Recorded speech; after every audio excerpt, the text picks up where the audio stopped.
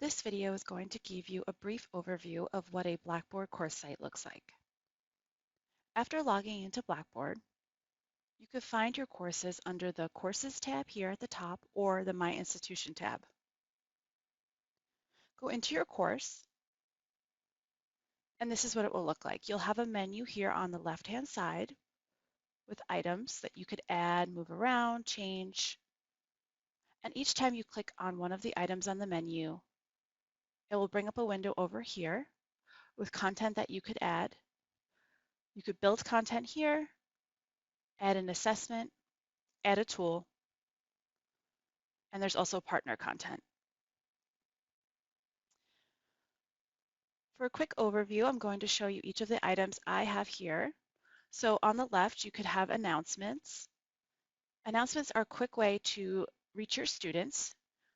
You create the announcement here, and you have the option to check a box that will send them an email.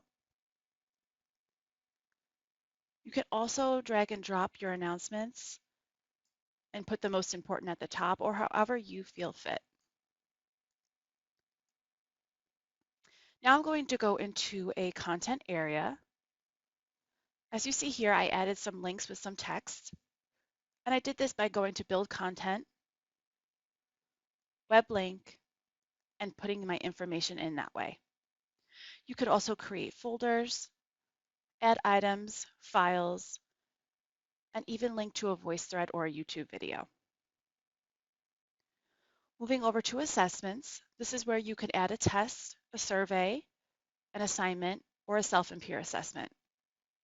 This is also where you could put an assignment in and check the box off to make it go through Safe Assign. You could also add a link to tools.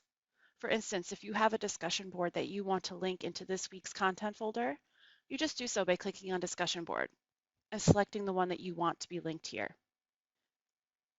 I changed this to say Getting Started. You can change it to anything you would like. You click on this small arrow and just click on Rename Link. You can hide this link if you no longer want it, or delete. If there's content in there that you think you would need later, you can just hide it and bring it back. Deleting it will permanently delete it from your course. If you feel that you want to move an item as well, you just have to drag and drop it. If you feel that you're missing an item on the menu, just click on the plus sign, and these are the options that you'll have to add. Content area, module page, a blank page, tool link, web link, course link, and then you also have the option to put headers and dividers. Moving along, I just want to do a brief overview of the course management control panel. This is only visible to you as the instructor. Your students will not see these options.